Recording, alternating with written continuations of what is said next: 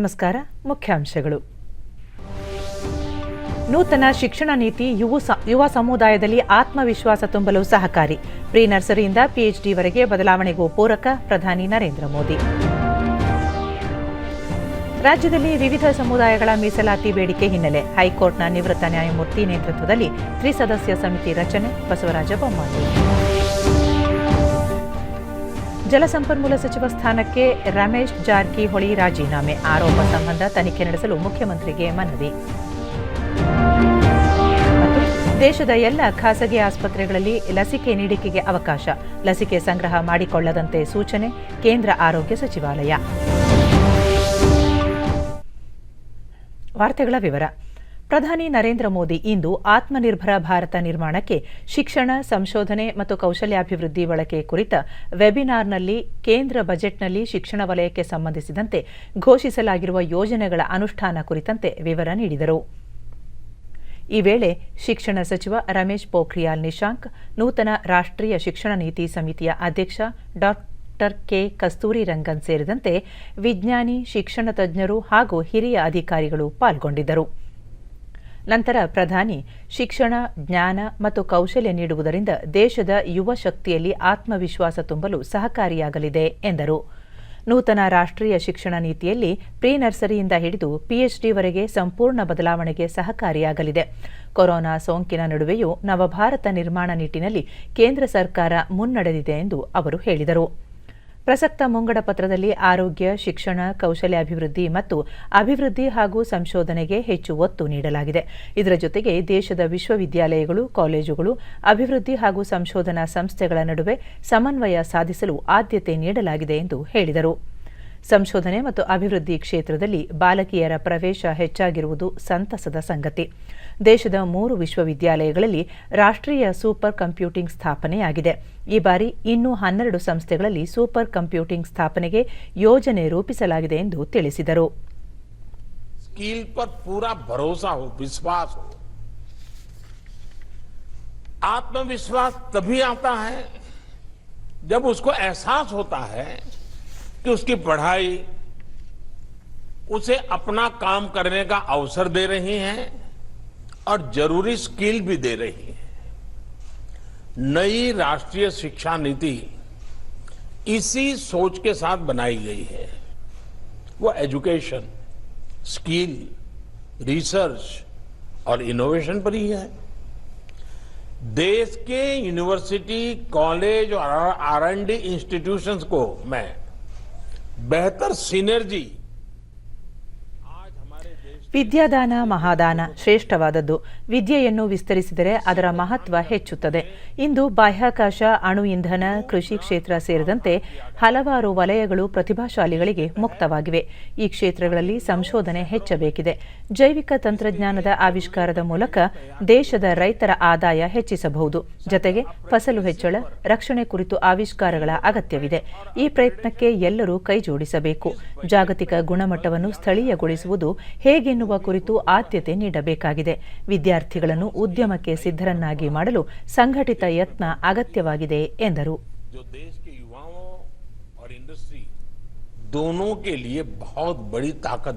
ನೂತನ ರಾಷ್ಟ್ರೀಯ ಶಿಕ್ಷಣ ನೀತಿ ಸ್ಥಳೀಯ ಭಾಷೆಗಳಿಗೆ ಆದ್ಯತೆ ನೀಡುತ್ತದೆ. ವೈದ್ಯಕೀಯ, ಇಂಜಿನಿಯರಿಂಗ್ ಸೇರಿದಂತೆ ಎಲ್ಲ ಶೈಕ್ಷಣಿಕ ವಿಭಾಗಗಳಲ್ಲಿ ಸ್ಥಳೀಯ ಭಾಷೆಯಲ್ಲೇ ಕಲಿಕಾ ಸಾಮಗ್ರಿ ಸಿದ್ಧವಾಗಬೇಕಿದೆ. ಈ ಕ್ಷೇತ್ರದಲ್ಲೀಗ ವಿಪುಲ ಅವಕಾಶ ಸೃಷ್ಟಿಯಾಗಿದೆ ಎಂದರು.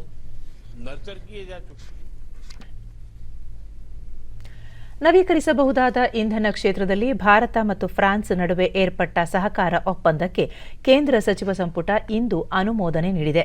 ಪ್ರಧಾನಿ ನರೇಂದ್ರ ಮೋದಿ ನೇತೃತ್ವದಲ್ಲಿ ಇಂದು ನಡೆದ ಕೇಂದ್ರ ಸಚಿವ ಸಂಪುಟ ಸಭೆ ಜನವರಿಯಲ್ಲಿ ಸಹಿ ಹಾಕಲಾಗಿದ್ದ ಭಾರತ-ಫ್ರಾನ್ಸ್ ಒಪ್ಪಂದಕ್ಕೆ ಅನುಮತಿ ನೀಡಿತು. ನೂತನ ಮತ್ತು ನವೀಕರಿಸಬಹುದಾದ ಇಂಧನಗಳಾದ ಸೌರಶಕ್ತಿ, ಪವನ, ಜಲ ವಿದ್ಯುತ್ ಮತ್ತು ಜೀವರಾಶಿ ಕ್ಷೇತ್ರಗಳಲ್ಲಿ ತಂತ್ರಜ್ಞಾನ ಸಂಬಂಧಿ ಸಹಕಾರ ಈ ಒಪ್ಪಂದದ ಮುಖ್ಯ ಅಂಶವಾಗಿದೆ. ಇದರೊಂದಿಗೆ ಫಿಜಿ ಜೊತೆಗೆ ಕೃಷಿ ಮತ್ತು ತತ್ಸಂಬಂಧಿ ವಲಯಕ್ಕೆ ಸಂಬಂಧಿಸಿ ಏರ್ಪಟ್ಟ ಒಪ್ಪಂದಕ್ಕೂ ಸಚಿವ ಸಂಪುಟ ಅನುಮತಿ ನೀಡಿತು. ಇದರಡಿ ಕೃಷಿ ಮತ್ತು ಅದಕ್ಕೆ ಸಂಬಂಧಿಸಿದ ಕ್ಷೇತ್ರಗಳಲ್ಲಿ ಉಭಯ ರಾಷ್ಟ್ರಗಳ ನಡುವೆ ಮಾಹಿತಿ ವಿನಿಮಯ, ಸಂಶೋಧನಾ ಚಟುವಟಿಕೆ ನಡೆಯಲಿದೆ.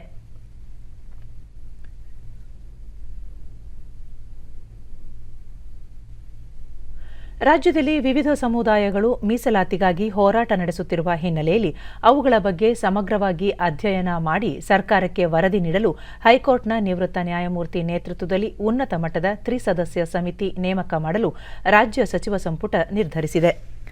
ಮುಖ್ಯಮಂತ್ರಿ ಬಿಎಸ್ ಯಡಿಯೂರಪ್ಪ ಅಧ್ಯಕ್ಷತೆಯಲ್ಲಿ ನಡೆದ ಸಚಿವ ಸಂಪುಟ ಸಭೆಯ ಬಳಿಕ ಸುದ್ದಿಗಾರರಿಗೆ ಮಾಹಿತಿ ನೀಡಿದ ಕಾನೂನು ಮತ್ತು ಸಂಸದೀಯ ವ್ಯವಹಾರಗಳ ಸಚಿವ ಬಸವರಾಜ ಬೊಮ್ಮಾಯಿ, ಪಂಚಮಸಾಲಿ ಸಮುದಾಯ ಪ್ರವರ್ಗ 2ಎಗೆ ಸೇರಿಸುವಂತೆ ಹೋರಾಟ ನಡೆಸುತ್ತಿದೆ.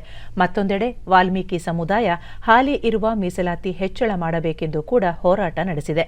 ಕುರುಬ ಸಮುದಾಯ ತಮ್ಮನ್ನು ಪರಿಶಿಷ್ಟ ಪಂಗಡಕ್ಕೆ ಸೇರಿಸುವಂತೆ ಹೋರಾಟ ನಡೆಸುತ್ತಿದೆ. ವೀರಶೈವ, ಲಿಂಗಾಯತ ಹಾಗೂ ಒಕ್ಕಲಿಗ ಸಮುದಾಯ ನಮ್ಮನ್ನು ಹಿಂದುಳಿದ ವರ್ಗಗಳ ಪಟ್ಟಿಗೆ ಸೇರಿಸುವಂತೆ ಪಾದಯಾತ್ರೆ ಹಾಗೂ ಹೋರಾಟ ನಡೆಸುತ್ತಿದೆ. ಈ ಎಲ್ಲ ಬೆಳವಣಿಗೆ ಹಿನ್ನೆಲೆಯಲ್ಲಿ ಉನ್ನತ ಮಟ್ಟದ ಸಮಿತಿ ರಚನೆ ಮಾಡಲು ಸಂಪುಟ ಸಮ್ಮತಿಸಿದ್ದು, ಸಮಿತಿಗೆ ಯಾರನ್ನು ನೇಮಕ ಮಾಡಬೇಕು ಎಂಬ ಅಧಿಕಾರವನ್ನು ಮುಖ್ಯಮಂತ್ರಿಗಳಿಗೆ ಬಿಡಲಾಗಿದೆ ಎಂದರು. ಕುರುಬ ಸಮುದಾಯ ಪರಿಶಿಷ್ಟ ಪಂಗಡಕ್ಕೆ ಸೇರಿಸುವಂತೆ ಹೋರಾಟ ನಡೆಸುತ್ತಿರುವ ಹಿನ್ನೆಲೆಯಲ್ಲಿ ಮೈಸೂರಿನ ಕುಲಶಾಸ್ತ್ರ ಸಂಸ್ಥೆಗೆ ಅಧ್ಯಯನ ನಡೆಸಿ ವರದಿ ನೀಡುವಂತೆ ಸೂಚಿಸಲಾಗಿದೆ. ಲಿಂಗಾಯತ ಪಂಚಮಸಾಲಿ ಸಮುದಾಯ ಪ್ರವರ್ಗ 2ಎಗೆ ಸೇರಿಸುವಂತೆ ಬೇಡಿಕೆ ಇಟ್ಟಿದೆ. ಹೀಗಾಗಿ ಶಾಶ್ವತ ಹಿಂದುಳಿದ ವರ್ಗಗಳ ಆಯೋಗಕ್ಕೆ ಪತ್ರ ಬರೆದು ಈ ಬಗ್ಗೆ ಅಧ್ಯಯನ ನಡೆಸುವಂತೆ ಸೂಚಿಸಲಾಗಿದೆ ಎಂದು ತಿಳಿಸಿದರು. ರಾಜ್ಯದ ಬೇರೆ ಬೇರೆ ಸಮುದಾಯಗಳು ಮೀಸಲಾತಿಗಾಗಿ ನಡೆಸುತ್ತಿರುವ ಹೋರಾಟದ ಹಿನ್ನೆಲೆಯಲ್ಲಿ ಸರ್ಕಾರ ಇಂತಹ ಕ್ರಮ ಕೈಗೊಂಡಿದೆ. ಮೀಸಲಾತಿ ಪ್ರಮಾಣ 50% ಮೀರಬಾರದು ಎಂದು ಸುಪ್ರೀಂ ಕೋರ್ಟ್ ಆದೇಶಿಸಿದೆ. ಹಾಗೊಂದು ವೇಳೆ ಮೀಸಲಾತಿ ಹೆಚ್ಚಳವಾಗಬೇಕಾದರೆ ಅದಕ್ಕೆ ವಿಶೇಷ ಅನುಮತಿ ಅಗತ್ಯವಿದೆ. ಈ ಎಲ್ಲ ಬೆಳವಣಿಗೆ ಹಿನ್ನೆಲೆಯಲ್ಲಿ ಉನ್ನತ ಮಟ್ಟದ ಸಮಿತಿ ರಚಿಸಲಾಗಿದೆ ಎಂದು ಹೇಳಿದರು. ಮೀಸಲಾತಿ ಸಮಸ್ಯೆಯನ್ನು ಸಂವಿಧಾನದ ಚೌಕಟ್ಟಿನಲ್ಲಿ ಅಧ್ಯಯನ ಮಾಡಿ ವರದಿ ನೀಡಲು ಈ ಸಮಿತಿಗೆ ಸೂಚಿಸಲಾಗುವುದು ಎಂದು ಅವರು ತಿಳಿಸಿದರು. ಕುಲಶಾಸ್ತ್ರ ಅಧ್ಯಯನದಿಂದ ಬಂದಿರುವಂತಹ ಶಿಫಾರಸುಗಳಿರಬಹುದು, ಅವುಗಳನ್ನು ಯಾವ ರೀತಿ ಪರಿಗಣಿಸಬೇಕು ಕಾನೂನು ಮತ್ತು ಸಂವಿಧಾನ ಚೌಕಟ್ಟಿನಲ್ಲಿ ಅಂತ ನಮಗೆ ಮಾರ್ಗದರ್ಶನ ಮಾಡುವಂಥ ಶಿಫಾರಸನ್ನು ಮಾಡುವಂಥಕ್ಕೆ ಉನ್ನತ ಮಟ್ಟದ ಸಮಿತಿ ಅವಶ್ಯಕತೆ ಇದೆ. ಇದು ಕೇವಲ ಒಬ್ಬರಿಂದ. ಇದಲ್ಲದೆ ಸಚಿವ ಸಂಪುಟ ಹಲವು ಮಹತ್ವದ ನಿರ್ಧಾರಗಳನ್ನು ಕೈಗೊಂಡಿದ್ದು, ಅದರಲ್ಲಿ ಪ್ರಮುಖವಾಗಿ ಕಂಪ್ಯೂಟರ್ ಸಾಕ್ಷರತೆಯಲ್ಲಿ ಪರಿಣಿತಿ ಹೊಂದಿದವರಿಗೆ 5,000 ರೂಪಾಯಿ ವಿಶೇಷ ಪ್ರೋತ್ಸಾಹಧನ ನೀಡುವ ಯೋಜನೆಯನ್ನು ರಾಜ್ಯ ಸರ್ಕಾರ ಕೈಬಿಟ್ಟಿದೆ ಎಂದರು.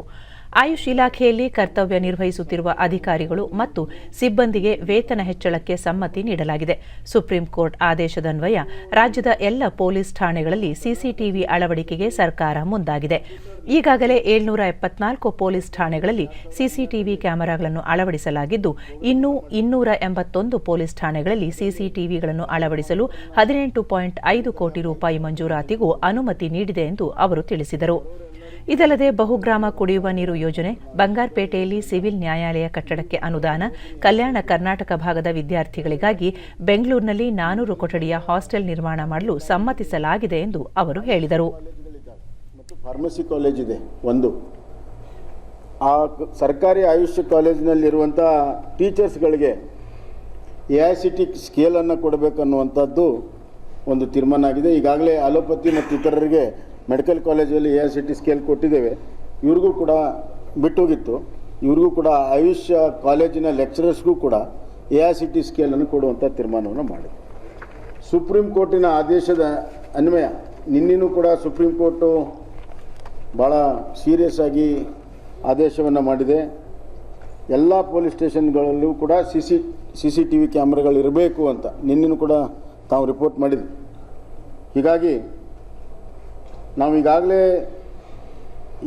774 ಪೊಲೀಸ್ ಸ್ಟೇಷನ್ಗಳಲ್ಲಿ ಇನ್ಸ್ಟಾಲ್ ಆಗಿದೆ. ಇನ್ನು 281 ಪೊಲೀಸ್ ಸ್ಟೇಷನ್ಗಳಿಗೆ ಇನ್ಸ್ಟಾಲ್ ಮಾಡಬೇಕು. ಅದಕ್ಕೆ 18.5 ಕೋಟಿ ರೂಪಾಯಿ ಮಂಜೂರಾತಿಯನ್ನು ಕ್ಯಾಬಿನೆಟ್ ಇವತ್ತು ಒಟ್ಟಿಗೆ ಸೂಚಿಸಿದೆ. ಜಲಸಂಪನ್ಮೂಲ ಸಚಿವ ರಮೇಶ್ ಜಾರಕಿಹೊಳಿ ತಮ್ಮ ಸಚಿವ ಸ್ಥಾನಕ್ಕೆ ರಾಜೀನಾಮೆ ಸಲ್ಲಿಸಿದ್ದಾರೆ. ಈ ಸಂಬಂಧ ಮುಖ್ಯಮಂತ್ರಿಗಳಿಗೆ ರಾಜೀನಾಮೆ ಪತ್ರ ಸಲ್ಲಿಸಿರುವ ಅವರು, ನನ್ನ ಮೇಲೆ ಬಂದಿರುವ ಆರೋಪ ಸತ್ಯಕ್ಕೆ ದೂರವಾದ ಸಂಗತಿ. ಈ ಬಗ್ಗೆ ಶೀಘ್ರದಲ್ಲೇ ತನಿಖೆ ನಡೆಸುವಂತೆ ಮನವಿ ಮಾಡಿದ್ದಾರೆ. ಪ್ರಕರಣದಲ್ಲಿ ನಿರ್ದೋಷಿಯಾಗುವ ವಿಶ್ವಾಸವಿದ್ದರೂ ನೈತಿಕ ಹೊಣೆ ಹೊತ್ತು ಸಚಿವ ಸ್ಥಾನಕ್ಕೆ ರಾಜೀನಾಮೆ ನೀಡಿದ್ದು ಅದನ್ನು ಅಂಗೀಕರಿಸುವಂತೆ ಅವರು ತಿಳಿಸಿದ್ದಾರೆ. ಈ ನಡುವೆ ರಮೇಶ್ ಜಾರಕಿಹೊಳಿ ಸಲ್ಲಿಸಿದ್ದ ರಾಜೀನಾಮೆಯನ್ನು ರಾಜ್ಯಪಾಲ ವಜೂಭಾಯಿ ವಾಲಾ ಅಂಗೀಕರಿಸಿದ್ದಾರೆ.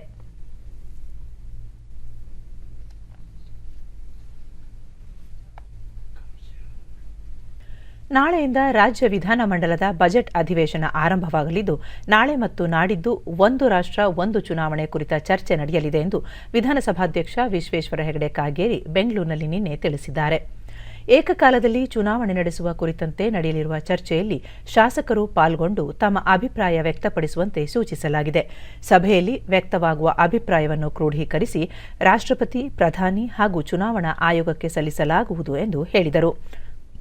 ಮುಖ್ಯಮಂತ್ರಿ ಬಿಎಸ್ ಯಡಿಯೂರಪ್ಪ ಮಾರ್ಚ್ 8ರಂದು 2021-22ನೇ ಸಾಲಿನ ರಾಜ್ಯ ಮುಂಗಡ ಪತ್ರವನ್ನು ಮಂಡಿಸಲಿದ್ದಾರೆ.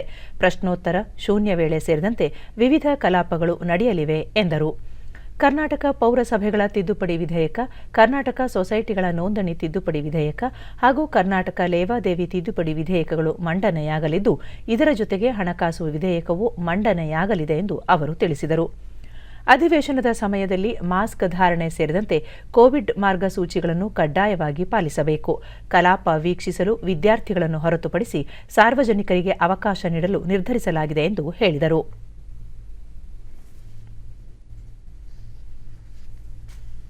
ಆಯೋಗ ಇದೆ, ಇನ್ನೊಂದು ರಾಜ್ಯ ಚುನಾವಣಾ ಆಯೋಗ ಇದೆ. ಇದು ಕೇಂದ್ರ ಚುನಾವಣಾ ಆಯೋಗಕ್ಕೆ ಸಂಬಂಧಪಟ್ಟಂತಹ ಲೋಕಸಭೆ ಮತ್ತು ವಿಧಾನಸಭೆ ಕುರಿತಂತೆ ಚರ್ಚೆ ಇರುತ್ತೆ. ಈ ಡಿಸೆಂಟ್ರಲೈಸೇಷನ್ ಇದು ರಾಜ್ಯ ಚುನಾವಣಾ ಆಯೋಗ ನೋಡಿಕೊಳ್ಳುತ್ತೆ, ಅದು ಪ್ರತ್ಯೇಕವಾದ ವಿಷಯ.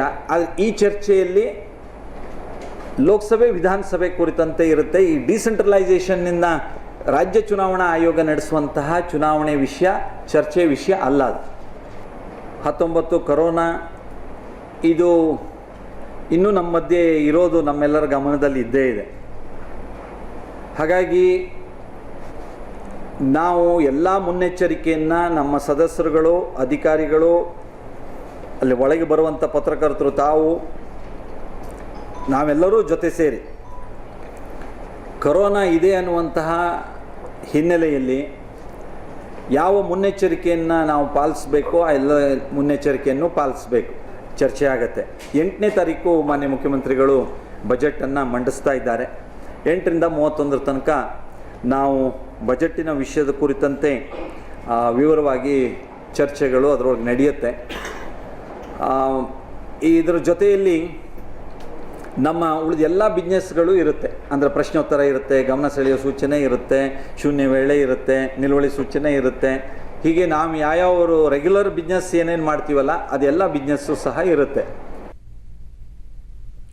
ವಿಧಾನ ಪರಿಷತ್ ಉಪಸಭಾಪತಿಯಾಗಿದ್ದ ಧರ್ಮೇಗೌಡ ಅವರ ನಿಧನದಿಂದ ತೆರವಾಗಿದ್ದ ಸ್ಥಾನಕ್ಕೆ ಇದೇ 15ರಂದು ಉಪಚುನಾವಣೆ ನಡೆಯಲಿದ್ದು, ಬಿಜೆಪಿಯಿಂದ ಪಿಎಂ ಮುನಿರಾಜು ಗೌಡ ಅವರನ್ನು ಅಭ್ಯರ್ಥಿಯನ್ನಾಗಿ ಆಯ್ಕೆ ಮಾಡಲಾಗಿದೆ.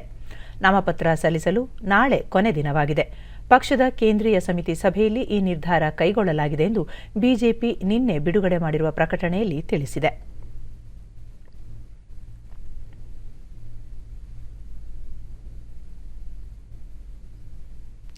ಕೇಂದ್ರ ಹಾಗೂ ರಾಜ್ಯ ಸರ್ಕಾರಗಳ ವೈಫಲ್ಯಗಳ ವಿರುದ್ಧ ಕಾಂಗ್ರೆಸ್ ಇಂದಿನಿಂದ ರಾಜ್ಯಾದ್ಯಂತ ಜನಧ್ವನಿ ಜಾಥಾ ಆರಂಭಿಸಿದೆ. ಬೆಂಗಳೂರಿನಲ್ಲಿಂದು ಕೆಪಿಸಿಸಿ ಕಚೇರಿ ಎದುರು ಪಕ್ಷದ ರಾಜ್ಯಾಧ್ಯಕ್ಷ ಡಿಕೆ ಶಿವಕುಮಾರ್, ವಿರೋಧ ಪಕ್ಷದ ನಾಯಕ ಸಿದ್ದರಾಮಯ್ಯ, ರಾಜ್ಯಸಭೆ ವಿರೋಧ ಪಕ್ಷದ ನಾಯಕ ಮಲ್ಲಿಕಾರ್ಜುನ ಖರ್ಗೆ ಮತ್ತಿತರ ಗಣ್ಯರು ಜಾಥಾಕ್ಕೆ ಚಾಲನೆ ನೀಡಿದರು. ಈ ಸಂದರ್ಭದಲ್ಲಿ ವಿಧಾನ ಪರಿಷತ್ ವಿರೋಧ ಪಕ್ಷದ ನಾಯಕ ಎಸ್ಆರ್ ಪಾಟೀಲ್, ಕೆಪಿಸಿಸಿ ಕಾರ್ಯಾಧ್ಯಕ್ಷರಾದ ರಾಮಲಿಂಗಾರೆಡ್ಡಿ, ಸಲೀಂ ಅಹಮದ್, ಮಾಜಿ ಸಂಸದ ಕೆಎಚ್ ಮುನಿಯಪ್ಪ ಮತ್ತಿತರ ಮುಖಂಡರು ಉಪಸ್ಥಿತರಿದ್ದರು.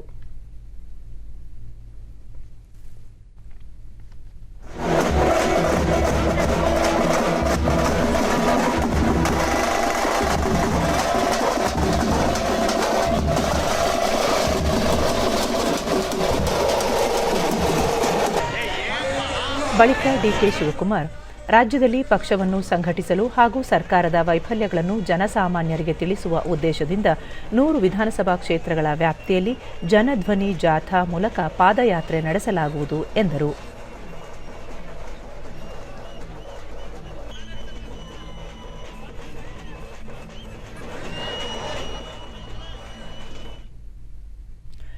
ರಾಷ್ಟ್ರಪತಿ ರಾಮನಾಥ್ ಕೋವಿಂದ್ ಅವರು ಇಂದು ಕೋವಿಡ್-19 ಲಸಿಕೆ ಹಾಕಿಸಿಕೊಂಡರು. ದೆಹಲಿಯಲ್ಲಿರುವ ಸೇನಾ ಸಂಶೋಧನೆ ಮತ್ತು ರೆಫರಲ್ ಆಸ್ಪತ್ರೆಯಲ್ಲಿ ಲಸಿಕೆಯ ಮೊದಲ ಡೋಸ್ ಪಡೆದರು. ನಿಯಮಗಳ ಪ್ರಕಾರ ರಾಷ್ಟ್ರಪತಿಯವರ ಮಾಹಿತಿಯನ್ನು ಭರ್ತಿ ಮಾಡಿಕೊಳ್ಳಲಾಯಿತು. ಅವರ ನಡೆಗೆ ದೇಶಾದ್ಯಂತ ಮೆಚ್ಚುಗೆ ವ್ಯಕ್ತವಾಗಿದೆ.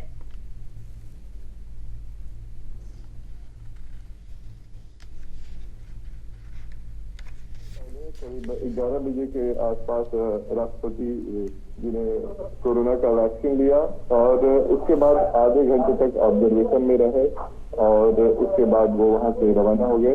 तो पूरी तरीके से उन्हें कोई दिक्कत नहीं हुई। जो आधे घंटे के ऑब्जर्वेशन में किसी तरह का कोई साइड इफेक्ट नहीं दिखा और जो वैक्सीन लगा रही थी वो कैप्टन उन डॉक्टर की उनसे उन्होंने सहजता से बातचीत की और उनके हालचाल के बारे में पूछा कि आप कितने दिन से सर्विस में हो, क्या नाम है, इन तमाम चीजों से। ದೇಶದ ಎಲ್ಲ ಖಾಸಗಿ ಆಸ್ಪತ್ರೆಗಳನ್ನು ಕೋವಿಡ್ ಲಸಿಕೆ ಹಾಕಲು ಕೇಂದ್ರ ಸರ್ಕಾರ ಅವಕಾಶ ಮಾಡಿಕೊಟ್ಟಿದ್ದು ಇದುವರೆಗೂ 1,56,00,000 ಮಂದಿ ಲಸಿಕೆ ಪಡೆದಿದ್ದಾರೆ ಎಂದು ಕೇಂದ್ರ ಆರೋಗ್ಯ ಸಚಿವಾಲಯ ತಿಳಿಸಿದೆ. ಲಸಿಕೆ ಅಭಿಯಾನವನ್ನು ಯಶಸ್ವಿಯಾಗಿ ನಡೆಸಲು ಖಾಸಗಿ ಆಸ್ಪತ್ರೆಗಳ ಸಾಮರ್ಥ್ಯ 100ಕ್ಕೆ 100ರಷ್ಟು ಬಳಕೆ ಮಾಡಲು ಸೂಚಿಸಲಾಗಿದೆ ಎಂದು ಕೇಂದ್ರ ಆರೋಗ್ಯ ಸಚಿವ ಡಾ ಹರ್ಷವರ್ಧನ್ ತಿಳಿಸಿದ್ದಾರೆ. ಈ ಮೊದಲು ಆಯುಷ್ಮಾನ್ ಭಾರತ ಪ್ರಧಾನಮಂತ್ರಿ ಜನಾರೋಗ್ಯ ಯೋಜನೆಯಡಿ ನೋಂದಾಯಿತ ಮತ್ತು ಇತರೆ ರಾಜ್ಯ ಸರ್ಕಾರಿ ಆಸ್ಪತ್ರೆಗಳಿಗೆ ಮಾತ್ರ ಕೋವಿಡ್-19 ಲಸಿಕೆ ಹಾಕಲು ಅವಕಾಶ ನೀಡಲಾಗಿತ್ತು. ಇದೀಗ ಎಲ್ಲ ಸೌಕರ್ಯಗಳನ್ನು ಹೊಂದಿರುವ ಖಾಸಗಿ ಆಸ್ಪತ್ರೆಗಳು ಸಹ ಕೋವಿಡ್ ಲಸಿಕಾ ಕೇಂದ್ರಗಳಾಗಿ ಕಾರ್ಯನಿರ್ವಹಿಸಲು ಅವಕಾಶ ಮಾಡಿಕೊಡಲಾಗುವುದು. ರಾಜ್ಯಗಳು ಮತ್ತು ಕೇಂದ್ರ ಸರ್ಕಾರಗಳು ರಾಜ್ಯ ಹಾಗೂ ಜಿಲ್ಲಾ ಮಟ್ಟದಲ್ಲಿ ಕೋವಿಡ್ ಲಸಿಕೆಗಳನ್ನು ದಾಸ್ತಾನು ಮಾಡಬಾರದು ಎಂದರು. ಈ ನಡುವೆ ಕೊರೋನಾ ಸೋಂಕಿನಿಂದ ಚೇತರಿಸಿಕೊಳ್ಳುತ್ತಿರುವವರ ಪ್ರಮಾಣ 97.06ಕ್ಕೆ ಏರಿಕೆಯಾಗಿದೆ ಎಂದು ಆರೋಗ್ಯ ಸಚಿವಾಲಯ ತಿಳಿಸಿದೆ.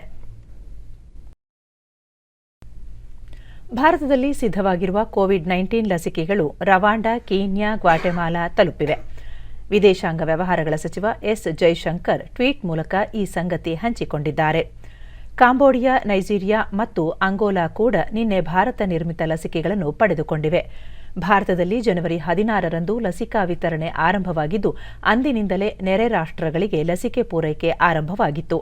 ಈಗ ಆಫ್ರಿಕಾ ರಾಷ್ಟ್ರಗಳಿಗೂ ಲಸಿಕೆ ಪೂರೈಕೆ ಮಾಡಲಾಗುತ್ತಿದೆ.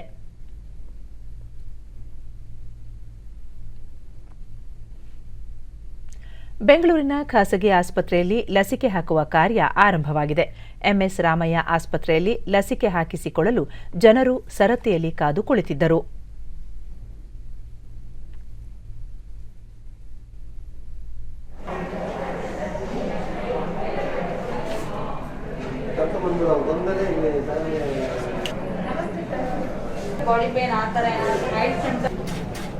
ಇದೇ ವೇಳೆ ಲೋಕಾಯುಕ್ತ ನ್ಯಾಯಮೂರ್ತಿ ವಿಶ್ವನಾಥ ಶೆಟ್ಟಿ ಅವರು ಕೂಡ ತಮ್ಮ ಸರತಿ ಬಂದಾಗ ಲಸಿಕೆ ಹಾಕಿಸಿಕೊಂಡರು. ಬಳಿಕ ಡಿಡಿ ನ್ಯೂಸ್ನೊಂದಿಗೆ ಲೋಕಾಯುಕ್ತ ನ್ಯಾಯಮೂರ್ತಿ ವಿಶ್ವನಾಥ ಶೆಟ್ಟಿ ಲಸಿಕೆ ಪಡೆದ ನಂತರ ನನ್ನ ಆರೋಗ್ಯದಲ್ಲಿ ಯಾವುದೇ ಏರುಪೇರು ಆಗಿಲ್ಲ, ಸಾರ್ವಜನಿಕರು ಯಾವುದೇ ಭಯ ಪಡದೆ ಲಸಿಕೆ ಪಡೆದುಕೊಳ್ಳುವ ಮೂಲಕ ಕೋವಿಡ್ ನಿರ್ಮೂಲನೆಗೆ ಸರ್ಕಾರದ ಜೊತೆ ಸಹಕರಿಸಬೇಕು ಎಂದರು.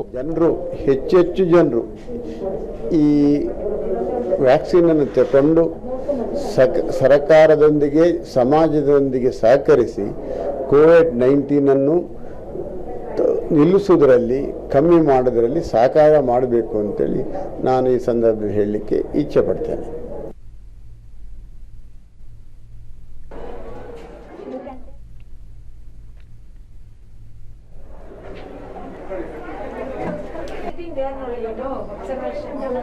ಯಶವಂತಪುರದ ಕೊಲಂಬಿಯಾ ಆಸ್ಪತ್ರೆಯಲ್ಲೂ ಕೂಡ ಲಸಿಕೆ ನೀಡುವ ಪ್ರಕ್ರಿಯೆ ಆರಂಭವಾಗಿದೆ. ಡಿಡಿ ನ್ಯೂಸ್ನೊಂದಿಗೆ ಹಿರಿಯ ವೈದ್ಯ ರಾಹುಲ್ ತಿವಾರಿ, ಗುರುತಿನ ಚೀಟಿ ಮೂಲಕ ಹಣ ಪಾವತಿಸಿ ಆನ್ಲೈನ್ನಲ್ಲಿ ನೋಂದಾಯಿಸಿದವರಿಗೆ ಲಸಿಕೆ ನೀಡಲಾಗುತ್ತಿದೆ. ಲಸಿಕೆ ಪಡೆದ ನಂತರ 30 ನಿಮಿಷ ವೀಕ್ಷಣಾ ಕೊಠಡಿಯಲ್ಲಿ ನಿಗಾದಲ್ಲಿ ಇರಬೇಕು. ಆರೋಗ್ಯದಲ್ಲಿ ಯಾವುದೇ ವ್ಯತ್ಯಾಸ ಕಂಡುಬಾರದಿದ್ದರೆ ಅವರು ಅಲ್ಲಿಂದ ತೆರಳಬಹುದು. ಪ್ರತಿದಿನ 200 ಮಂದಿಗೆ ಲಸಿಕೆ ನೀಡಲಾಗುತ್ತಿದೆ ಎಂದು ತಿಳಿಸಿದರು. And post that the patient can leave our premises. As of now we are planning about 200 vaccinations in a day. ಲಸಿಕೆ ಪಡೆದ ಜ್ಯೋತಿ ಶ್ರೀನಿವಾಸನ್, ಪ್ರತಿಯೊಬ್ಬರೂ ಲಸಿಕೆ ಪಡೆಯುವುದು ಸೂಕ್ತ. ಈ ನಿಟ್ಟಿನಲ್ಲಿ ಸರ್ಕಾರ ಒಳ್ಳೆಯ ಕೆಲಸ ಮಾಡಿದೆ ಎಂದರು. ನಮ್ಮ ಗೌರ್ಮೆಂಟ್ಗೆ ನಾವು ನಿಜವಾದ ಚಿರಋಣಿಯಾಗಿರಬೇಕು ಅಂತ ನನಗೆ ಅನ್ನಿಸ್ತಾ ಇದೆ. ನಾವು ಆನ್ಲೈನಲ್ಲಿ ಕೋವಿಡ್ ಆ್ಯಪ್ ತಗೊಂಡು ಮಾಡಿಕೊಂಡು ವೆಬ್ಸೈಟಲ್ಲಿ ನೆನ್ನೆ ರಿಜಿಸ್ಟರ್ ಮಾಡಿ ಇವತ್ತು ವ್ಯಾಕ್ಸಿನೇಷನ್ಗೆ ಬಂದು. ಸಿವಿ ಧನಲಕ್ಷ್ಮಿ, ಕೇವಲ 1 ವರ್ಷದಲ್ಲೇ ಕೇಂದ್ರ ಸರ್ಕಾರ ಲಸಿಕೆ ಕಂಡುಹಿಡಿದು ಜನಸಾಮಾನ್ಯರಿಗೆ ನೀಡಿರುವುದು ಶ್ಲಾಘನೀಯ. ಪ್ರತಿಯೊಬ್ಬರೂ ಇದನ್ನು ಸದುಪಯೋಗಪಡಿಸಿಕೊಳ್ಳಬೇಕು ಎಂದು ಹೇಳಿದರು. ಮಾಡಬಹುದು, ಆದರೆ ಜನಸಾಮಾನ್ಯರು ಸ್ವಲ್ಪ ಪೇಷನ್ಸ್ ಇಂದ ವೇಟ್ ಮಾಡಬೇಕಾಗುತ್ತೆ. ಇದಕ್ಕೆ ಗೌರ್ಮೆಂಟು ಇಷ್ಟು 1 ವರ್ಷದೊಳಗೆ ಔಷಧಿ ಕಂಡುಹಿಡಿದು ಜನಸಾಮಾನ್ಯರಿಗೆ ತಲುಪಿಸಿರೋದ್ರಿಂದ ಬಹಳ ಖುಷಿ ಆಗ್ತಾ ಇದೆ. I hope it will be sorted out. ಲಸಿಕೆ ಪಡೆದ ರಮೇಶ್ ಲಸಿಕೆ ತೆಗೆದುಕೊಂಡ ಮೇಲೆ ಯಾವುದೇ ಅಸ್ವಸ್ಥತೆ ಕಂಡುಬಂದಿಲ್ಲ. ಲಸಿಕೆ ಪಡೆಯಲು ಆನ್ಲೈನ್ನಲ್ಲಿ ಸರಳವಾಗಿ ನೋಂದಾಯಿಸಿಕೊಳ್ಳಬಹುದು ಎಂದು ಮಾಹಿತಿ ನೀಡಿದರು. There is no discomfort anywhere, nothing. We didn't feel that we had been given vaccinated. There was no pain at all. Register ಬಂದಿದ್ದೆ ನಾನು. I went through the internet. Covid app ಅಲ್ಲಿ ಮುಗಿಸ್ಕೊಂಡು ಬಂದ್ವಿ. It is very easy to go through the app and get the registration done. Madan Prasad Singh ಲಸಿಕೆ ತೆಗೆದುಕೊಂಡ ಬಳಿಕ ಆರೋಗ್ಯದಲ್ಲಿ ಯಾವುದೇ ವ್ಯತ್ಯಾಸ ಕಂಡುಬಂದಿಲ್ಲ. ಪ್ರತಿಯೊಬ್ಬರೂ ಲಸಿಕೆ ಪಡೆಯುವ ಮೂಲಕ ಆರೋಗ್ಯವನ್ನು ರಕ್ಷಿಸಿಕೊಳ್ಳಬೇಕು ಎಂದು ತಿಳಿಸಿದರು. And all individuals should come and take this. Gujarat ರಾಜ್ಯದ ಸ್ಥಳೀಯ ಸಂಸ್ಥೆಗಳಿಗೆ ನಡೆದ ಚುನಾವಣೆಯಲ್ಲಿ ಭಾರತೀಯ ಜನತಾ ಪಕ್ಷಕ್ಕೆ ಅಭೂತಪೂರ್ವ ಗೆಲುವು ದೊರೆತಿರುವುದು ಜನರ ಅಭಿವೃದ್ಧಿ ಪರ ನಿಲುವನ್ನು ತೋರುತ್ತದೆ ಎಂದು ಕೇಂದ್ರ ವಾರ್ತಾ ಮತ್ತು ಪ್ರಸಾರ ಖಾತೆ ಸಚಿವ ಪ್ರಕಾಶ್ ಜಾವಡೇಕರ್ ಅವರಿಂದು ವಿಶ್ಲೇಷಿಸಿದರು. ಸುದ್ದಿಗೋಷ್ಠಿಯಲ್ಲಿ ಅವರು ಪ್ರಧಾನಿ ನರೇಂದ್ರ ಮೋದಿ ಅವರ ಮೇಲೆ ದೇಶದ ಜನರಿಗೆ ಶಾಶ್ವತ ಪ್ರೀತಿ ಇದೆ. ಜನರ ಪ್ರೀತಿ ದಿನದಿಂದ ದಿನಕ್ಕೆ ಹೆಚ್ಚುವುದು ರಾಜಕೀಯದಲ್ಲಿ ಅದ್ಭುತ ಸಂಗತಿ ಎಂದರು. ಗುಜರಾತ್ನ ಎಲ್ಲ 31 ಜಿಲ್ಲಾ ಪಂಚಾಯಿತಿ, 231 ತಾಲೂಕು ಪಂಚಾಯಿತಿಗಳಲ್ಲಿ 196 ಮತ್ತು 81 ನಗರ ಪಾಲಿಕೆಗಳ ಪೈಕಿ 72ರಲ್ಲಿ ಬಿಜೆಪಿ ಗೆಲುವು ಸಾಧಿಸಿದೆ. ಈ ಫಲಿತಾಂಶ ದೇಶದ ಕಾನೂನು ವ್ಯವಸ್ಥೆ, ಅರ್ಥವ್ಯವಸ್ಥೆಯಲ್ಲಿ ತರುತ್ತಿರುವ ಸುಧಾರಣೆಗಳ ಕುರಿತು ಜನರಿಗೆ ವಿಶ್ವಾಸವಿರುವುದನ್ನು ತೋರುತ್ತದೆ. ಸ್ಥಳೀಯ ಚುನಾವಣೆಗಳಲ್ಲಿ ರೈತ ಮತದಾರರು ಹೆಚ್ಚಿರುತ್ತಾರೆ. ಇದರರ್ಥ ಇದು ರೈತರ ಮತ. ಅವರು ಕೃಷಿ ಕಾನೂನುಗಳ ಪರವಾಗಿರುವುದು ವ್ಯಕ್ತವಾಗುತ್ತದೆ ಎಂದರು. ಗುಜರಾತ್ನಲ್ಲಿ ಕಾಂಗ್ರೆಸ್ನ ನಕಾರಾತ್ಮಕ ಪ್ರಚಾರ ಫಲ ನೀಡಲಿಲ್ಲ. ಜನರು ಋಣಾತ್ಮಕ ಪ್ರಚಾರವನ್ನು ಒಪ್ಪಿಕೊಳ್ಳುವುದಿಲ್ಲ ಎಂದರು. ಇದೇ ಮಾದರಿಯಲ್ಲಿ ಇತ್ತೀಚೆಗೆ ನಡೆದ ಚುನಾವಣೆಗಳಲ್ಲಿ ಭಾರತೀಯ ಜನತಾ ಪಕ್ಷ ಗೆಲುವಿನ ಹೆಜ್ಜೆ ಇರಿಸಿದೆ. ಜನರಿಗೆ ದೇಶದ ಅಭಿವೃದ್ಧಿ ಬೇಕಾಗಿದೆ. ಮೋದಿಯವರ ಅಭಿವೃದ್ಧಿ ಮಾದರಿ ಜನರಿಗೆ ಇಷ್ಟವಾಗಿದೆ ಎಂದು ಹೇಳಿದರು. बीजेपी ने 196 जीते हैं. केवल 35 तालुका पंचायत में बीजेपी सत्ता में नहीं आई, बाकी सभी जगह बीजेपी सत्ता में आई. 231 में 196 और कांग्रेस केवल 18 जगह आई. इसका अगर विधानसभा में परिवर्तित करते हैं कि कल के रिजल्ट क्योंकि सभी जिलों में हुए, तो गुजरात में आपको मालूम है विधानसभा की 182 सीट है, ये 155 सीटों में लीड है. ವಿಜಯಪುರ ನಗರದಲ್ಲಿ ರಸ್ತೆ ಮೇಲ್ಸೇತುವೆಯನ್ನು ಸಂಸದ ರಮೇಶ್ ಜಿಗಜಿಣಗಿ ನಿನ್ನೆ ಲೋಕಾರ್ಪಣೆ ಮಾಡಿದರು. ಕಾರ್ಯಕ್ರಮದಲ್ಲಿ ವಿಧಾನ ಪರಿಷತ್ ಸದಸ್ಯ ಅರುಣ ಶಹಾಪುರ, ರೈಲ್ವೆ ವಿಭಾಗೀಯ ವ್ಯವಸ್ಥಾಪಕ ಅರವಿಂದ ಮಾಲಕೇಡೆ, ಅಪರ ಜಿಲ್ಲಾಧಿಕಾರಿ ರಮೇಶ್ ಕಳಸದ ಸೇರಿದಂತೆ ರೈಲ್ವೆ ಇಲಾಖೆಯ ಇನ್ನಿತರ ಅಧಿಕಾರಿಗಳು ಉಪಸ್ಥಿತರಿದ್ದರು.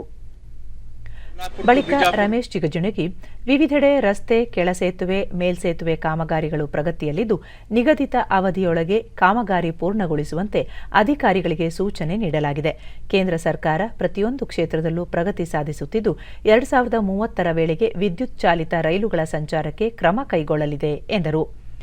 ರೈಲ್ವೆ ಹಾಗೂ ಡಬಲ್ ಲೇನ್ ಸೇರಿದಂತೆ ಇತರೆ ಯೋಜನೆಗಳನ್ನು ಜಿಲ್ಲೆಗೆ ತರುವ ಮೂಲಕ ಸುಮಾರು 36,000 ಕೋಟಿ ರೂಪಾಯಿ ಮೊತ್ತದ ಅಭಿವೃದ್ಧಿ ಯೋಜನೆಗಳನ್ನು ಕೈಗೆತ್ತಿಕೊಂಡಿದ್ದು, ಈ ಯೋಜನೆಗಳ ಉದ್ಘಾಟನೆಗೆ ಪ್ರಧಾನಿ ನರೇಂದ್ರ ಮೋದಿ ಅವರನ್ನು ಆಹ್ವಾನಿಸುವ ಚಿಂತನೆ ಇದೆ ಎಂದು ಹೇಳಿದರು. ಯಾವ ಡೇಟಿಗೆ ಯಾವಾಗ ಮುಗಿಸ್ತಾರೋ ಅನ್ನೋದು ಕೇಳಿ ಅದನ್ನೆಲ್ಲನೂ ಅವ್ರ ಮುಂದೆ ಪ್ರಸ್ತಾಪ ಮಾಡಿ ಅವ್ರು ಕರ್ಕೊಂಡ್ಬರ್ತಕ್ಕಂಥ ವ್ಯವಸ್ಥೆ ನಾನು ಮಾಡ್ತೀನಿ ಅಂತ ಹೇಳಿ ಸಂದರ್ಭದಲ್ಲಿ ಹೇಳ್ತೀನಿ. ಅರುಣ್ ಶಹಾಪುರ, ವಿಜಯಪುರದಿಂದ ಬೆಂಗಳೂರಿನವರೆಗೆ ವಿಶೇಷ ರೈಲು ವ್ಯವಸ್ಥೆ ಕಲ್ಪಿಸಲು ಸಂಸದರಿಗೆ ಮನವಿ ಮಾಡಲಾಗಿದೆ. ಪ್ರತಿ ರೈಲು ನಿಲ್ದಾಣಗಳು ಸ್ವಚ್ಛತೆಯಿಂದ ಕಾಣಲು ಸ್ವಚ್ಛ ಭಾರತ ಅಭಿಯಾನ ಪರಿಣಾಮಕಾರಿ ಅನುಷ್ಠಾನವೇ ಕಾರಣ ಎಂದು ಶ್ಲಾಘಿಸಿದರು. ಬಹಳ ಪರಿಣಾಮಕಾರಿಯಾಗಿರುವಂತಹ ಕೆಲಸ ನಾವು ಗಮನಿಸಬಹುದು.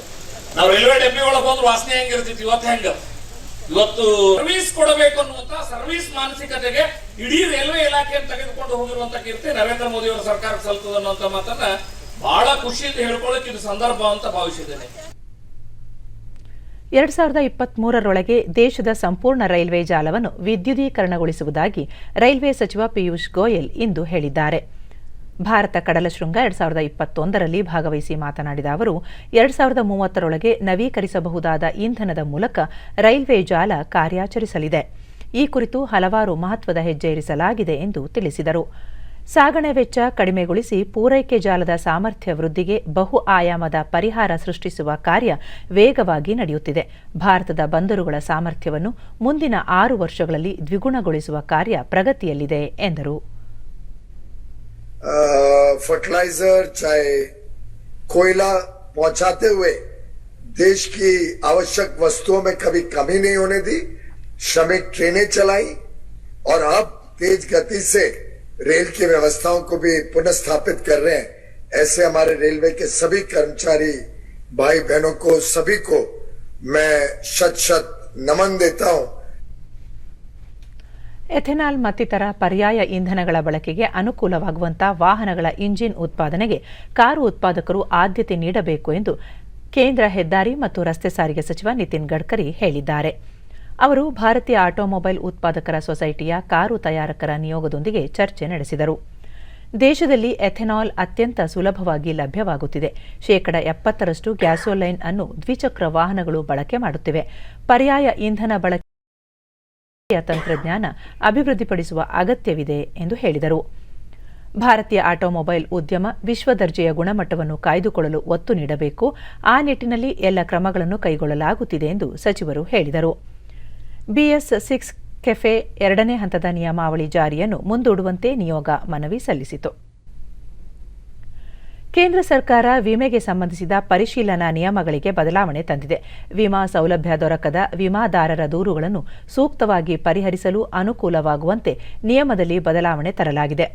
ಪರಿಶೀಲನೆ ವ್ಯವಸ್ಥೆಯಲ್ಲಿ ಸುಧಾರಣೆ ತರಲಾಗಿದ್ದು, ಸಮಯ ಮಿತಿಯಲ್ಲಿ ನಿಷ್ಪಕ್ಷಪಾತವಾಗಿ ದೂರುಗಳನ್ನು ಬಗೆಹರಿಸಲು ಸಾಧ್ಯವಾಗುವಂತೆ ಮಾಡುವ ಉದ್ದೇಶ ಹೊಂದಿದೆ. ತಿದ್ದುಪಡಿ ಪ್ರಕಾರ ವಿಮಾ ಕಂಪನಿಗಳು ಅಂತರ್ಜಾಲದಲ್ಲಿ ದೂರು ಸ್ವೀಕಾರ ಮಾಡಬೇಕು. ಈ ನಿಟ್ಟಿನಲ್ಲಿ ವಿಮಾದಾರರಿಗೆ ಸೌಲಭ್ಯ ಕಲ್ಪಿಸಬೇಕು. ದೂರುಗಳ ಸ್ಥಿತಿಗತಿ ಅರಿಯಲು ಸಾಧ್ಯವಾಗುವಂತೆ ಮಾಡಬೇಕು. ಪರಿಶೀಲನಾಧಿಕಾರಿ ವಿಡಿಯೋ ಮೂಲಕವೂ ವಿಚಾರಣೆ ನಡೆಸಬಹುದು. ಭಾರತ ಇಂಗ್ಲೆಂಡ್ ನಡುವಣ ವಿಶ್ವ ಟೆಸ್ಟ್ ಚಾಂಪಿಯನ್ಶಿಪ್ನ 4ನೇ ಹಾಗೂ ಅಂತಿಮ ಟೆಸ್ಟ್ ಪಂದ್ಯ ನಾಳೆಯಿಂದ ಅಹಮದಾಬಾದ್ನ ನರೇಂದ್ರ ಮೋದಿ ಕ್ರೀಡಾಂಗಣದಲ್ಲಿ ಆರಂಭವಾಗಲಿದೆ. ಇದುವರೆಗಿನ ಪಂದ್ಯಗಳಲ್ಲಿ ಭಾರತ 2-1 ಮುನ್ನಡೆ ಸಾಧಿಸಿದೆ. ಮೊದಲ ಪಂದ್ಯದಲ್ಲಿ ಇಂಗ್ಲೆಂಡ್ ಭಾರತವನ್ನು 227 ರನ್ಗಳಿಂದ ಸೋಲಿಸಿತ್ತು. ಎರಡನೇ ಪಂದ್ಯದಲ್ಲಿ ಭಾರತ 317 ರನ್ಗಳಿಂದ ಇಂಗ್ಲೆಂಡ್ ವಿರುದ್ಧ ಜಯಭೇರಿ ಬಾರಿಸಿತ್ತು. ಮೂರನೇ ಪಂದ್ಯದಲ್ಲಿ ಭಾರತ 10 ವಿಕೆಟ್ಗಳಿಂದ ಇಂಗ್ಲೆಂಡ್ ಅನ್ನು ಸೋಲಿಸಿತ್ತು.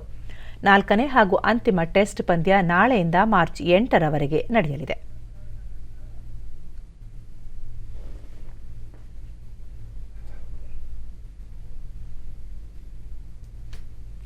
ಇನ್ನು ಹವಾವರ್ತಮಾನ. ರಾಜ್ಯಾದ್ಯಂತ ಒಣಹವೆ ಮುಂದುವರಿಕೆ. ಬೀದರ್ನಲ್ಲಿ ಕನಿಷ್ಠ 13.6 ಡಿಗ್ರಿ ಸೆಲ್ಸಿಯಸ್, ಕಲಬುರಗಿಯಲ್ಲಿ ಗರಿಷ್ಠ ತಾಪಮಾನ 38.2 ಡಿಗ್ರಿ ಸೆಲ್ಸಿಯಸ್ ದಾಖಲಾಗಿದೆ. ಮುನ್ಸೂಚನೆಯಂತೆ ಮುಂದಿನ 24 ಗಂಟೆಗಳಲ್ಲಿ ರಾಜ್ಯಾದ್ಯಂತ ಒಣಹವೆ ಮುಂದುವರಿಯಲಿದೆ. ಬೆಂಗಳೂರು ಸುತ್ತಮುತ್ತ ಶುಭ್ರ ಆಕಾಶ, ಗರಿಷ್ಠ ತಾಪಮಾನ 33 ಹಾಗೂ ಕನಿಷ್ಠ 18 ಡಿಗ್ರಿ ಸೆಲ್ಸಿಯಸ್ ದಾಖಲಾಗುವ ಸಂಭವ. ಕೊನೆಯಲ್ಲಿ ಮತ್ತೊಮ್ಮೆ ಮುಖ್ಯಾಂಶಗಳು. ನೂತನ ಶಿಕ್ಷಣ ನೀತಿ ಯುವ ಸಮುದಾಯದಲ್ಲಿ ಆತ್ಮವಿಶ್ವಾಸ ತುಂಬಲು ಸಹಕಾರಿ. ಪ್ರೀ ನರ್ಸರಿಯಿಂದ PhDವರೆಗೆ ಬದಲಾವಣೆಗೂ ಪೂರಕ, ಪ್ರಧಾನಿ ನರೇಂದ್ರ ಮೋದಿ. ರಾಜ್ಯದಲ್ಲಿ ವಿವಿಧ ಸಮುದಾಯಗಳ ಮೀಸಲಾತಿ ಬೇಡಿಕೆ ಹಿನ್ನೆಲೆ ಹೈಕೋರ್ಟ್ನ ನಿವೃತ್ತ ನ್ಯಾಯಮೂರ್ತಿ ನೇತೃತ್ವದಲ್ಲಿ ತ್ರಿಸದಸ್ಯ ಸಮಿತಿ ರಚನೆ, ಬಸವರಾಜ ಬೊಮ್ಮಾಯಿ.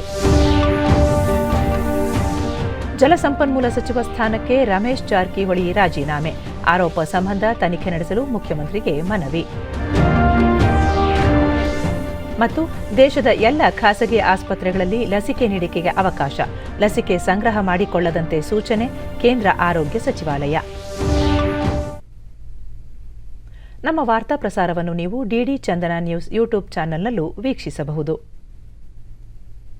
ವೀಕ್ಷಕರೇ, ತಪ್ಪದೆ ಮಾಸ್ಕ್ ಧರಿಸಿ.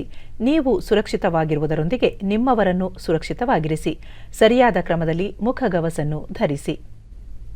ನಮ್ಮ ಮುಂದಿನ ವಾರ್ತಾ ಪ್ರಸಾರ ರಾತ್ರಿ 9 ಗಂಟೆಗೆ. ನಮಸ್ಕಾರ.